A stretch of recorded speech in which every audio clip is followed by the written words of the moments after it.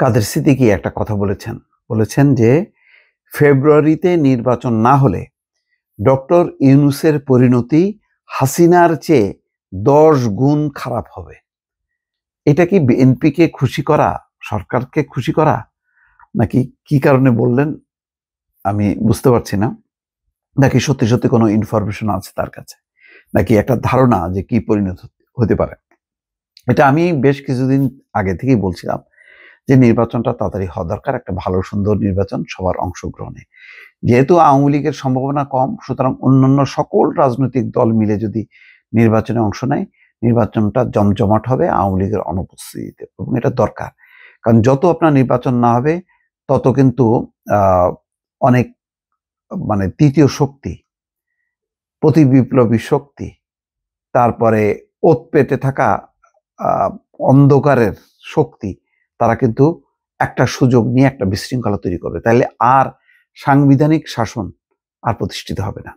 সুতরাং এটা খুব জরুরি, এটা আমি বারবার বলছি। আজকে ঘটনাক্রমে কাদের সিদ্দিকীও সে তেমনই বলছেন যে ফেব্রুয়ারিতে নির্বাচন না করতে পারলে অন্তর্বর্তী সরকারের প্রধান উপদেষ্টা ডক্টর ইউনূসের পরিণতি শেখ হাসিনার চেয়ে 10 গুণ খারাপ হবে বলে মন্তব্য করেছেন কৃষক শ্রমিক জনতা লীগের প্রতিষ্ঠাতা সভাপতি আব্দুল কাদের সিদ্দিকী। শনিবার বিকেলে ঘাটাইলে ঐতিহাসিক মাকড়াই দিবস উপলক্ষে আয়োজিত সমাবেশে প্রধান অতিথির বক্তব্যে তিনি এই কথা বলেন। কাদের সিদ্দিকী বলছেন, জনগণ রাস্তায় নেমেছিল বলে শেখ হাসিনার পতন হয়েছে, কিন্তু শেখ হাসিনার বিরুদ্ধে আপনারা যদি অন্যায় করতে যান, আমি কাদের সিদ্দিকী বেঁচে থাকতে লড়াই করব। এটা আবার ওই দিকটা আবার ঠিক রাখলো। যাই হোক, আইন অনুযায়ী তার বিচার করুন, তার শাস্তি দিন, মাথা পেতে নেব। শেখ মুজিব ও শেখ হাসিনা এক নয়। এটা কিন্তু অনেকেই বলছেন যে শেখ হাসিনা আর শেখ মুজিব এক নয়। ওই যে ফজলুর রহমানও কিন্তু বলেছেন যে এটাকে একসঙ্গে গুলায় কি বলে বক্তব্য রাখা ঠিক হবে না।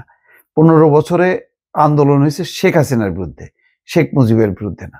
এটা সবার মাথায় রাখা দরকার। যতদিন বাংলাদেশ থাকবে ততদিন বাংলা থাকবে। ডক্টর ইউনূসের উদ্দেশ্যে বলেন, অধ্যাপক ইউনূসকে আমি সম্মান করতাম। বঙ্গবন্ধুর বাড়ি ভেঙেছে আপনি দেখেছেন। আপনার গ্রামীণ ব্যাংকের বিরুদ্ধে সব সরকার, বাংলাদেশের অসংখ্য মানুষ রুখে দাঁড়িয়েছিল। আমি কাদের সিদ্দিকী না দাঁড়ালে আপনার অর্ধেক গ্রামীণ ব্যাংক মাটির নিচে চলে যেত। এগুলো হামবড়া কথাবার্তা। আপনার 1 বছরের শাসন আমরা হৃদয় থেকে মেনে নিতে পারছি না। ফেব্রুয়ারিতে নির্বাচন না দিলে এবং নির্বাচন করতে না পারলে শেখ হাসিনার চেয়ে আপনার পরিণতি 10 গুণ বেশি খারাপ হবে। মুক্তিযোদ্ধাদের নিয়ে তিনি বলেন, মুক্তিযোদ্ধাদের গায়ে হাত দেওয়ার চেষ্টা করবেন না। তাদের সম্মানী 1 লাখ টাকা করতে হবে, তবে এই বছরই তাদের সম্মানী 50,000 টাকা করার দাবি জানাচ্ছি। আমরা ভিক্ষা চাই না, সম্মানই চাই। যুদ্ধ বড় কঠিন জিনিস। যখন মুক্তিযুদ্ধ করেছিলাম জীবনের মায়া ছিল না। এই সমস্ত কথাবার্তার মধ্য দিয়ে যাক, সেই কথা আর না যাই। কিন্তু ওই যে ফেব্রুয়ারিতে নির্বাচনটা, আমি তো বলি যে বিএনপির উচিত ছিল ওই ডিসেম্বরের মধ্যেই নির্বাচনটা নিয়ে আসা। যত আগে হবে তত ভালো, যত দেরি হবে তত খারাপ। এটা সবারই মাথায় রাখা দরকার। ভালো থাকবেন। আল্লাহ হাফেজ।